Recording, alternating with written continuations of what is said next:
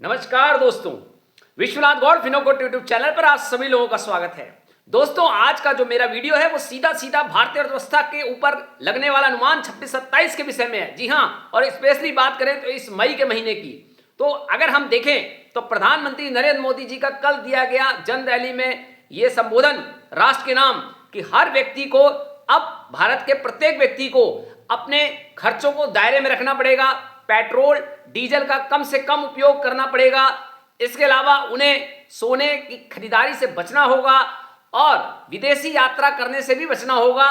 चाहे वो शादी के ओकेजन के लिए बाहर जाते हैं या समर वेकेशन के लिए। तो कुल मिला के हमारे नरेंद्र मोदी का एक ही संबोधन था कि देश में ही पैसा रहे और विदेशी मुद्रा का भंडार में कोई कमी ना आए या ऐसा कोई भी हम खर्चा ना करें जिससे कि इनडायरेक्ट रूप से हमारी विदेशी मुद्रा में कमी आए। क्योंकि यदि हमारे फॉरेन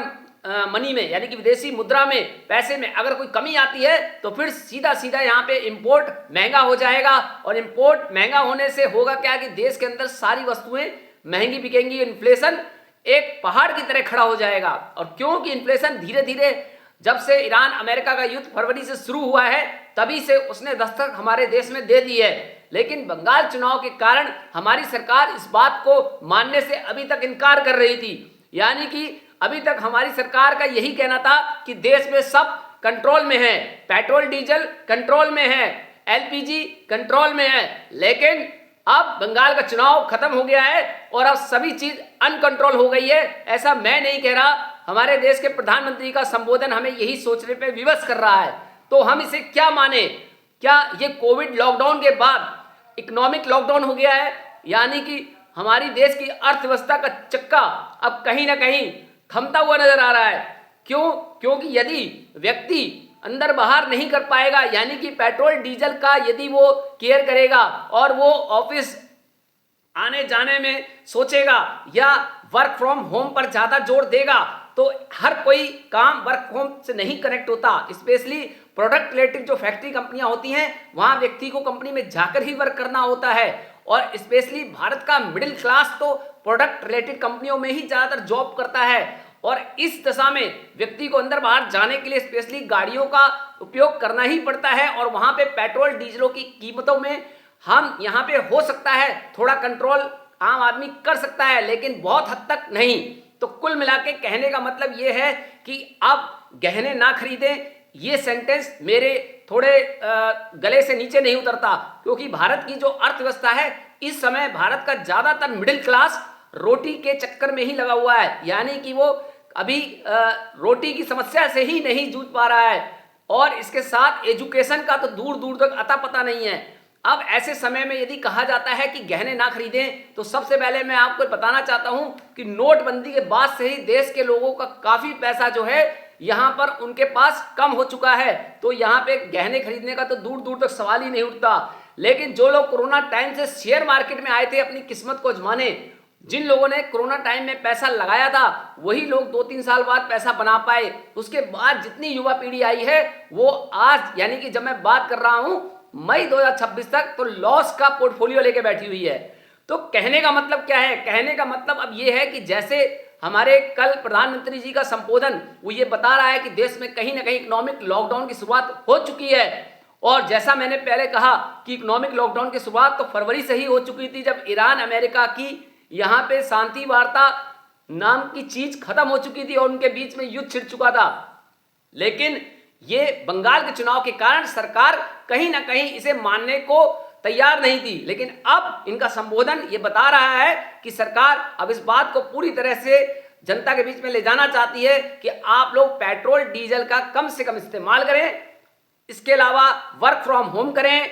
कॉन्फ्रेंस मीटिंग का इस्तेमाल, ऑनलाइन क्लासेस वगैरह आप स्टार्ट करें। तो कुल मिला के यहाँ पे हो सकता है कुछ समय सरकार स्कूलों को भी कह सकती है कि आप बच्चों को ऑनलाइन क्लासेस स्टार्ट करें, क्योंकि कहीं ना कहीं बच्चे भी ट्रांसपोर्ट के जरिए ही स्कूल पहुंचते हैं और अगर यही रहा तो पेट्रोल डीजल की कीमतों को कंट्रोल करने के लिए शायद ये स्टेप भी सरकार उठा सकती है। और सरकार ने जो कल कहा है कि यहाँ पे कुल मिला के खाने के तेल के लिए भी सरकार ने कहा है कि कम से कम इस्तेमाल करें। कुल मिला के सरकार जिस तरह से सारी बातें कर रही है वो यही बताता है कि देश में कहीं ना कहीं इन्फ्लेशन अब बहुत जबरदस्त आने वाला है और पेट्रोल की कीमतों में सरकार एक बड़े इजाफे की तरफ इशारा कर चुकी है। जो हो सकता है 2-3 दिन या 15-16 मई के बाद कभी भी सरकार पेट्रोल की कीमतों में एक अच्छा खासा इजाफा कर सकती है। ऐसा मैं नहीं, सरकार का संबोधन कहीं ना कहीं इशारा कर रहा है। और देश में एक अर्थव्यवस्था जो अभी थोड़ा सा वैसे तो सरकार मानने को तैयार नहीं थी, अर्थव्यवस्था कहीं ना कहीं डामाडोल थी, लेकिन अब सरकार के ये अनाउंसमेंट के बाद अर्थव्यवस्था पूरी तरह से जग जाहिर हो गई है भारत की, स्पेशली जो कि दिखा रही है कि अब वो कहीं ना कहीं डगमगा रही है। और इसको देखते हुए शेयर मार्केट भी हो सकता है, आज जब मैं वीडियो 11 मई 2026 को बना रहा हूं तो कहीं ना कहीं शेयर मार्केट में भी वो डगमगाहट दिखे, क्योंकि प्रधानमंत्री का संबोधन और ट्रंप का वो बयान जिसमें वो ईरान की शांति वार्ता को पूरी तरह से खारिज करते हुए दिखाई दे रहे हैं, तो ये दोनों बातें एक सिग्नल दे रही हैं कि अब ईरान अमेरिका का जो युद्ध है वो लंबा चलने वाला है, वो जल्दी समाप्त होने वाला युद्ध नहीं है। और ये युद्ध की तैयारी भी मैंने अपने कई वीडियो में बताई है कि युद्ध की तैयारी भी काफी सालों से चल रही थी, इसलिए इस युद्ध को एक शांति पत्र से खत्म करना नामुमकिन दिखाई दे रहा है। और प्रधानमंत्री का संबोधन 1 साल के लिए जो समय कह रहे हैं, तो सीधा सीधा सिग्नल ये जा रहा है कि ईरान और अमेरिका का अब 1 साल तक कुछ होने वाला नहीं है, यानी कि यहां पे स्थिति ऐसी ही रहेगी, कभी युद्ध, कभी सीज फायर, कभी युद्ध और कभी सीज फायर, ऐसा संबोधन से हमें नजर आ रहा है। लेकिन अब कुछ हमारे यहाँ पे यूट्यूबर्स हैं या मीडिया रिपोर्टर हैं, बीच बीच में रिपोर्ट लाते रहेंगे कि कल शांति होने वाली है, परसों ट्रंप ने सीज फायर के लिए बोल दिया या ईरान ने शांति वार्ता का प्रस्ताव भेजा। फ्रेंड्स, जहां तक अब मेरा निष्कर्ष, मेरा अनुभव ये कहता है कि आप 1 साल तक ये समझ लीजिए कि भारतीय अर्थव्यवस्था को महंगाई से जूझना ही पड़ेगा। और जो भारत की जनता है ये अब पूरी तरह से, स्पेशली मिडिल क्लास, यहाँ पे इसकी कह सकते हैं कि इसके जीवन में अब एक तरह का ब्रेक लगने वाला है। अब इनको हर काम ऑनलाइन, यानी कि जो लोग जॉब पे जाते हैं उन्हें ज्यादातर वर्क फ्रॉम होम की तरफ शिफ्ट किया जाएगा, या ज्यादातर वो लोग जो लोग ट्रांसपोर्ट के माध्यम से स्कूल बच्चे जाते हैं, हो सकता है उनकी भी ऑनलाइन क्लासेस स्टार्ट कर दी जाएं। तो ऐसा इशारा मिल रहा है। गहने ज्वेलर की जहां तक बात है तो सरकार सीधा सीधा ये कहना चाह रही है कि आप पैसों को कम से कम खर्च करें और स्पेशली ऐसे पैसे ना खर्च करें जिसमें विदेशी मुद्रा के ऊपर फर्क पड़े। यानी कि सरकार विदेशी मुद्रा को पूरी तरह से यहाँ पे कंट्रोल में रखना चाहती है, क्योंकि यदि फॉरेन मनी में, यहाँ सरकार के फॉरेन रिजर्व में जरा सी भी कमी आई तो फिर सरकार को और आम जो हमारे कंपनी वाले हैं उनको बाहर से माल महंगे में इंपोर्ट करना पड़ेगा, और ऑब्वियसली बात है वो सामान आप लोगों को महंगा ही मिलेगा। इन सारी अर्थव्यवस्था को अगर हम देखें तो भारत की कुल अर्थव्यवस्था 85% कहीं ना कहीं तेल और गैस पर निर्भर करती है, और तेल और गैस वो हमारे हार्मोज के रास्ते पे निर्भर करता है। और स्टेट ऑफ हार्मोज पे यहाँ पे 2-2 समुद्री डकैत बैठे हुए हैं। मैं एक समुद्री डकैत बिल्कुल नहीं बोलूंगा, मैं किसी भी यहाँ पे देश का पक्ष लेने के पक्ष में नहीं हूं। मुझे साफ दिखाई दे रहा है कि यहाँ पे 2 समुद्री डकैत हैं, पहला ईरान और दूसरा जो अब आके बैठ गया है वो अमेरिका। अमेरिका और ईरान 2 ऐसे समुद्री डकैत हैं जो पूरे दुनिया के देशों को इस समय रास्ता जाम करके परेशान करने के अलावा, अर्थव्यवस्था गिराने के अलावा कोई भी समझदारी का डिसीजन नहीं ले रहे हैं। यहां पे सिर्फ एक ही कहावत है कि तू नंगा तो मैं तेरे से बड़ा नंगा, यानी कि दोनों ही इस तरह एक दूसरे के सामने आ गए हैं कि दोनों को सिर्फ अपना फायदा और अपना फायदा ही नजर आ रहा है। ये एक दूसरे से फायदा ढूंढने की कोशिश कर रहे हैं, लेकिन नुकसान पूरी दुनिया का हो रहा है, महंगाई का शिकार पूरी दुनिया हो रही है। और कहीं ना कहीं ये दोनों इस लड़ाई में भी अपना पैसा बना रहे हैं। ईरान की बात करूं तो अच्छे खासे प्रीमियम पर वो अपना तेल बेच रहा है, क्योंकि मार्केट में तेल की कीमतें अब बढ़नी शुरू हो जाएंगी, जो अभी थोड़ी सी 1-2 दिन में गिरी थी, लेकिन अब ये जो समाचार न्यूज आ रही हैं तो हो सकता है इससे तेल की कीमतें अब काफी हद तक बढ़ जाएं। Specially international brand crude oil जो अभी $100+ से $104 प्रति बैरल तक चला गया है, और शायद आज या कल में ये $120 तक भी पहुंच सकता है, क्योंकि स्टेटमेंट है डोनाल्ड ट्रंप और मोदी की, यदि आप कल और आज की चेक करें तो इस सीधा इशारा करती हैं कि ईरान के साथ अब अमेरिका का युद्ध लंबा चलने वाला है, और दुनिया के जितने भी बाकी देश हैं उन्हें ना चाहते हुए भी स्टेट ऑफ हार्मोज का रास्ता खुलवाने के लिए अमेरिका के साथ खड़ा होना ही पड़ेगा। अब वो काफी हद तक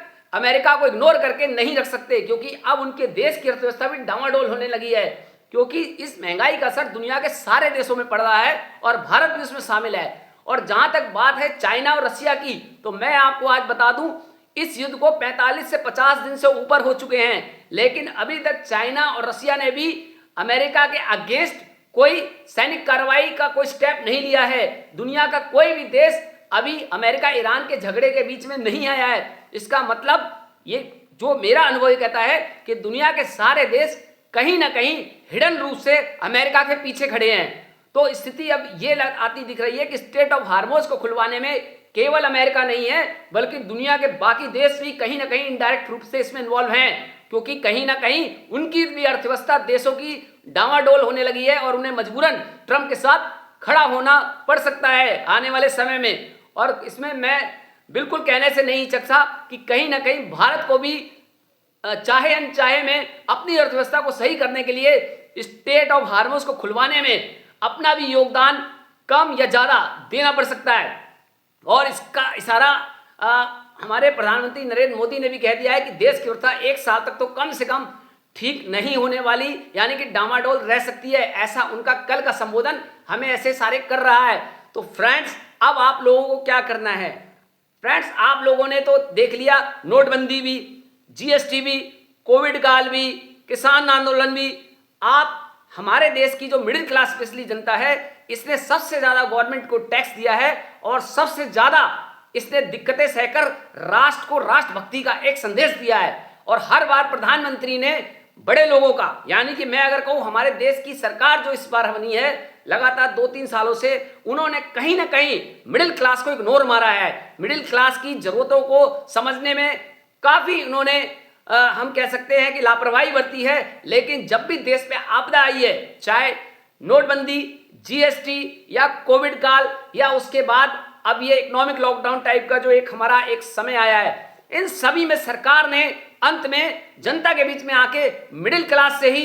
एक सहायता की गुहार लगाई है। लेकिन जब मिडिल क्लास इसमें पूरी तरह से सरकार का साथ देता है तो अंत में क्या होता है वो हम नहीं जानते, वो आप सबको पता है कि लास्ट में जब परिस्थितियां सारी सही हो जाती हैं तो सरकार का जो सबसे पहला शिकार बनता है वो ये मिडिल क्लास ही बनता है। यानी उसको किसी भी तरह की ना शिक्षा, ना स्वास्थ्य, ना किसी भी तरह के किसी रोजगार से संबंधित, शिक्षा संबंधित के अलावा कहीं भी उसको इस तरह की कोई हेल्प नहीं लगती जिससे कि वो अपने जीवन को सुचारू रूप से चला सके। यानी कि महंगाई का पूरा जो टोकरा है इसी मिडिल क्लास पे पड़ता है और उसकी पूरी जिंदगी ईएमआई चुकाने में ही निकल जाती है। तो फ्रेंड्स, सरकार को भी इस बार जिस तरह से उसने मदद की गुहार लगाई है इस रैली में प्रधानमंत्री नरेंद्र मोदी जी के जरिए कि मिडिल क्लास को आगे आके अपने विदेशी टूरों को कम करना चाहिए 1 साल के लिए, और शादी ब्याह ओकेजन तथा जो बाहर जाते हैं समर वेकेशन के लिए उनको रोकना चाहिए 1 साल के लिए, या गहने खरीदने से, गोल्ड खरीदने से बचना चाहिए, या पेट्रोल डीजल का कम से कम इस्तेमाल करना चाहिए, या खाने के तेल का सेवन कम से कम करना चाहिए, या उनको यहाँ पे एक कह सकते हैं कि राष्ट्रभक्ति का एक एग्जाम्पल पेश करना चाहिए। तो मैं यहाँ पे नरेंद्र मोदी जी प्रधानमंत्री जी को कहना चाहता हूँ कि हमारा मिडिल क्लास शुरू से नोटबंदी, जीएसटी, कोरोना या जितनी भी आपदाएं देश पर 10-12 सालों में आई हैं, देश आपके साथ भरपूर खड़ा रहा है। लेकिन अब आपको और आपकी सरकार को भी सोचना होगा कि जब समय सब सही हो तो हमें भी मिडिल क्लास को स्पेशली पूरी तरह से सपोर्ट करने के लिए तैयार रहना चाहिए, क्योंकि मिडिल क्लास ने ही समय समय पर देशभक्ति का परिचय दिया है, आपदा में आपका भरपूर सहयोग दिया है। अब आपका भी एक फर्ज बनता है कि आगे जाकर आप भी मिडिल क्लास की समस्याओं को समझें और उनका निवारण करें। और जहां तक भारतीय शेयर बाजार की बात है तो भारतीय शेयर बाजार का तो अभी कोई कह सकते हैं कि माई बाप नहीं है। कोई भी विदेशी राष्ट्रपति, प्रधानमंत्री भारतीय शेयर बाजार को उलट पुलट कर जाता है, जैसे कि अमेरिका के डोनाल्ड ट्रंप।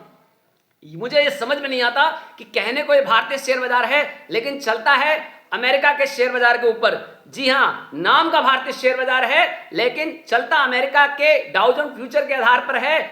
और ये मुझे कहने में बिल्कुल भी संकोच नहीं होता कि एफआई जो निरंतर पैसा निकाल रहे हैं, सरकार को इस विषय में भी थोड़ा ध्यान देना होगा। अगर सरकार चाहती है कि शेयर मार्केट में उसकी आम जनता का पैसा सुरक्षित रहे तो सरकार को एफआई के लिए भी कुछ ऐसी पॉलिसी बनानी चाहिए, कैपिटल गेन टैक्स या यहाँ पे एसटीटी चार्जेस में कुछ ऐसी रियायतें देनी चाहिए जिसकी डिमांड कई सालों से, यानी कि कई साल, अगर हम सीधा कहें कि 1 साल से 2 साल के बीच में जब से सरकार ने इसमें इजाफा किया है, तो लोगों का, कईयों का यहाँ पे मानना है कि आप इसको कम कीजिए, जिससे कि एफआई यहाँ पे पैसा निकालने की बजाय पैसा लगाने की सोचें। और भारत के लोगों को भी अब यहाँ पे स्किल डेवलप करने में अपना एक महत्वपूर्ण योगदान देना शुरू कर देना चाहिए, ना कि सिर्फ गिने चुने इंजीनियर, डॉक्टर के आधार पे वो सिर्फ जो भागते हैं गवर्नमेंट जॉब के आधार पे और सोचते हैं कि देश इससे तरक्की करेगा। तो यकीन मानिए ये पुरानी चीजें अब हमारे जो रूटीन में चल रही है, इंजीनियर, डॉक्टर या यहाँ पे जो लोगों की सोच है सरकारी नौकरी, तो केवल इससे बात नहीं बनने वाली और अर्थव्यवस्था केवल इस आधार पे अब नहीं उठने वाली। अब यहाँ के आम जनता को शिक्षा पर जोर देना पड़ेगा और नई टेक्नोलॉजी को अपनाना पड़ेगा, चाहे वो एआई से संबंधित हो और चाहे वो नई एजुकेशन से संबंधित हो। हर किसी को अपने स्किल को पहचानना और उसे डेवलप करना पड़ेगा, तभी देश हमारा महान बनेगा और सरकार के साथ कदम से कदम मिलाकर यहाँ पे साथ दे पाएगा। सरकार को भी अब एजुकेशन पर भी स्पेशली ध्यान देना चाहिए ताकि जनता जो है एक मजबूत स्थिति में आके खड़ी हो और सरकार जो बार बार जनता से सहयोग मांगती है तो जनता उसके लायक बन सके। और इसके लिए सबसे मजबूत आधार पिलर होता है शिक्षा और उसके साथ नई टेक्निक। तो सरकार को अब नई टेक्नोलॉजी, एआई हो या दूसरी कोई भी नई शिक्षाएं जो हमारे देश में अभी नहीं है, वो सभी हमारे युवा पीढ़ी को उपलब्ध करानी चाहिए, वो भी कम से कम खर्चे पर, ताकि यहाँ का युवा पीढ़ी उस शिक्षा को लेकर देश को मजबूत कर सके और सरकार के साथ कदम से कदम मिला सके। सो फ्रेंड्स, अभी जहां तक मेरा बात है कि इस युद्ध के ऊपर, तो इस युद्ध के, ईरान अमेरिका युद्ध का भी कुछ नहीं होने वाला। ये जितनी भी न्यूज आ रही हैं, कभी शांति कभी सीज फायर, सिर्फ और सिर्फ दुनिया के सारे देशों को यहाँ पागल बनाया जा रहा है। कहीं ना कहीं मुझे ऐसा नजर आता है, मेरा ऐसा व्यक्तिगत निर्णय है, व्यक्तिगत मेरा मानना है कि इस अमेरिका के पीछे केवल अमेरिका नहीं बल्कि दुनिया के वो सारे देश खड़े हैं जिनका स्टेट ऑफ हार्मोज से रास्ता रुका हुआ है और उनकी अर्थव्यवस्था डामाडोल है। लेकिन ये युद्ध जैसा आपको दिख रहा है अमेरिका और ईरान का, तो ऐसा बिल्कुल नहीं है। ईरान भी जो युद्ध कर रहा है तो कहीं ना कहीं वो इतनी, अगर अमेरिका को जवाब देने में एकदम 2 मिनट नहीं लगा रहा, तो इसके 3 कारण हो सकते हैं। पहला, हो सकता है ईरान ने अपना न्यूक्लियर परमाणु बम विकसित कर लिया हो। ऐसा मैं मतलब ये एक अनुमान है मेरा कि हो सकता है उसने ये बना लिया हो और उसी के आधार पे वो अमेरिका को बराबर निरंतर धमकाया जा रहा हो। नंबर 2, हो सकता है ईरान के पीछे चीन या रसिया जैसे कुछ बड़े देश उसको सपोर्ट कर रहे हो। और नंबर 3, तीसरा हो सकता है कि ईरान का खुद का तेल का भंडार, जो उसे शायद लगता है कि अमेरिका शायद उस तेल के भंडार पर अटैक नहीं करेगा। लेकिन ये तीनों ही स्थितियां अगर हैं तो फिर अब आप ये मान के चलिए कि युद्ध लंबा चलने वाला है। ईरान और अमेरिका का युद्ध इतनी जल्दी थमता नहीं दिख रहा। कच्चा तेल और भविष्य में मुझे और महंगा होता दिखाई दे रहा है। और जहां तक भारतीय शेयर बाजार के निवेशकों से मेरा कहना है कि इंट्राडे में तो थोड़ा सा अलर्ट रहें और बचें, और लॉन्ग टर्म इन्वेस्टर अभी थोड़ा और डिप आने दें, बहुत मौके मिलने वाले हैं। ऐसा मैं नहीं कह रहा, ऐसा राष्ट्र के नाम संबोधन में नरेंद्र मोदी जी हमें दे चुके हैं कि शेयर मार्केट में आपको बहुत से ऐसे मौके मिलेंगे जहां आपको अच्छी खासी डिप मिलेगी, वहां जाकर आप सिप में पिक कर सकते हैं। तो thank you, have a nice day.